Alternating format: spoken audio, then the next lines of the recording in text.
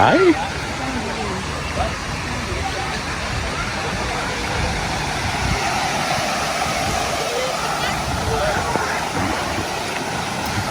Mag-video.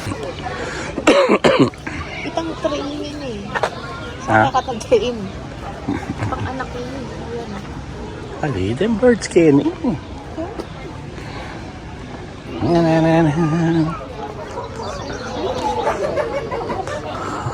Aman.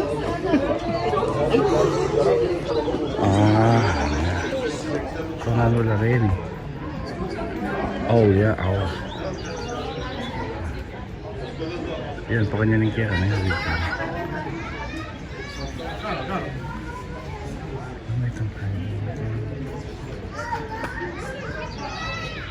manok. Manok ako naman ito.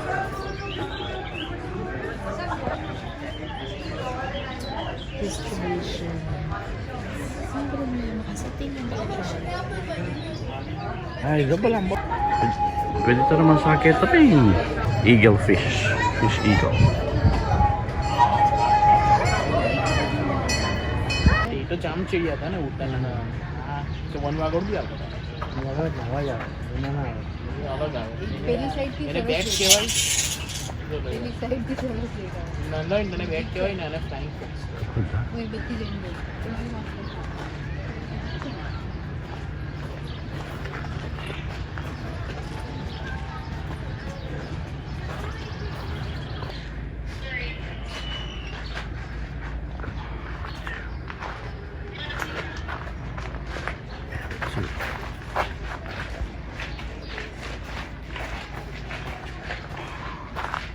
Tukan. Tukan. Apa ni kaya tamu ni? Tukan.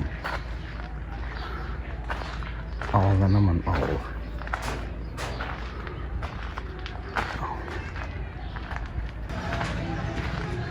Raven. Oh, Raven niya pala ini. Nice. Apa ini ya akan gani?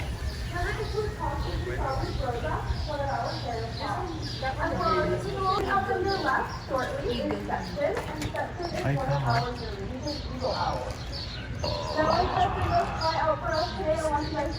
Ay, ba't tayo dito ang Paris na rin? Compare na ito. Pati niyang kahit. Pati niyang... Gamit ang kain, no? Yan yung kinakain niya.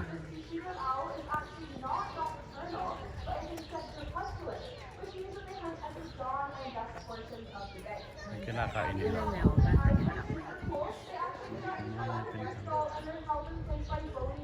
Ay, hindi tayo lalamag yun. However, they can turn their head up to 207 degrees around them, and this is actually because they have double the amount of vertebrae in their necks and region. And this isn't only exclusive for owls, it is actually true for all birds.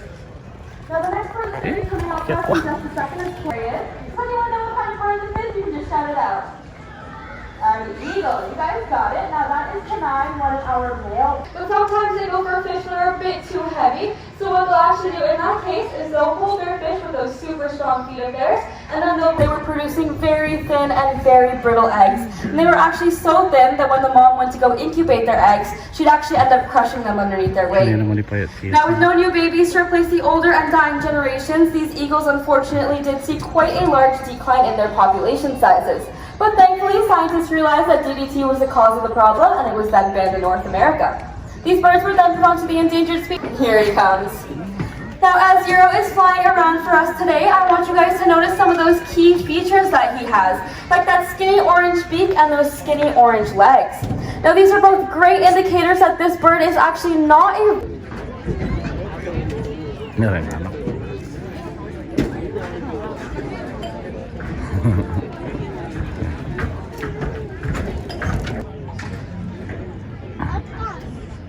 Alright, now it looks like we have a pretty good group here, and you guys are actually super brave because I didn't tell you what you're going to be doing down here today, but I'm going to reveal that a little bit later. Do you guys see that stone wall at the back of our field? Guys all see it? Alright, so when I say go, I want you guys to run down there as fast as... All right, it looks like we have a pretty speedy group of volunteers here. And as you guys may have guessed, we are going to be doing a bit of a race here today. All right, and there they go. Now these birds are very fast when they are flying, so you may be wondering, why are we doing a race? Well, these vultures are actually scavengers and they have a flat foot, which makes them really good at moving around on the ground, and we're going to show you guys. Now volunteers, if we could all just scoot way down over and make a line in front of that stone wall for me, please. So let's all move over, guys.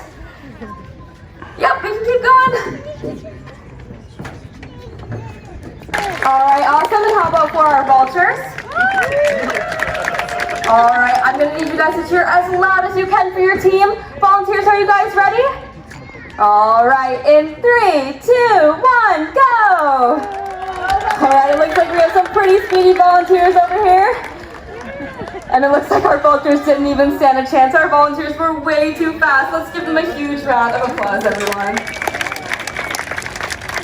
All right, you guys did awesome, and you guys can always with these supplies, interestingly enough, comes a direct increase. Lumur ka lagi ini ya kayak kemana?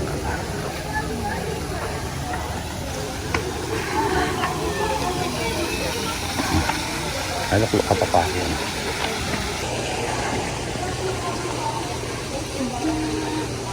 Kaya nga rin ko din yun. Hapin.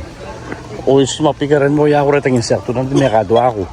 Kaya ko ayap sa. Ko rin nga rin ko. Ko layap sa kaya ko talaga.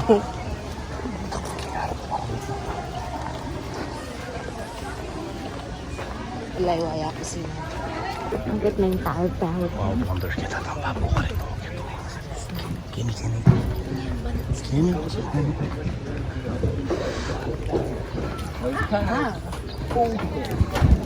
Yeah, be careful when you walk there. There's just Sakit ha? Kita kaya rin, no? European white stork.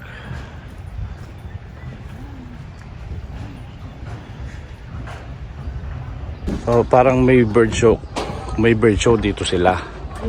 Tapos yan ang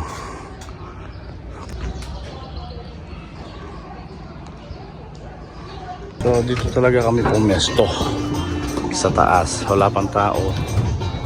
Dito talaga kami pumesto kasi mainit dun, ayaw namin sa baba, dito na lang. And just how important each element to an environment can be. So, a little bit of a pop quiz, shout out nice and loud if on land as well as in water. However, tortoises live predominantly only on land. That's the major difference between the two. Now, little Jimmy, being a leopard tortoise, gets his name from those little leopard-like spots on his shell for them to protect themselves. That's what they use their shell for, much like a tortoise would do. Now, they do also have the ability to dig burrows to hide in the ground, as these guys are the only type of armadillo that can close completely. Other species will hire a pet like this. It's cute. Eating garbage and roadkill. Now, that might sound pretty gross to you and I, but when you think about it from a crow's perspective, it's a nice, easy meal for them. It does also mean that it's clearing nature's way of germs and diseases, makes it safer for us, for them, and of course for all animals on our planet. Now, since Crojo is fed by his trainers here at the safari, he does his part for the environment by doing a bit of recycling. And of course, he is quite passionate about his routine, and we are quite passionate about the environment here, thinking greener at safari. A few of our initiatives would be biodegradable straws, paper instead of plastic wherever we can, and if you sat on a park bench today and taken a rest and it's made of plastic, it's actually been sourced out of the seeds around and allow.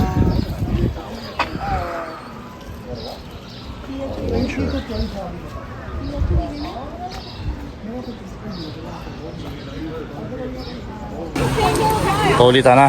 Yes. Pauwi na as. Ubus na yung battery ng mga phone namin. Thank you po sa inyong panonood. See you next time.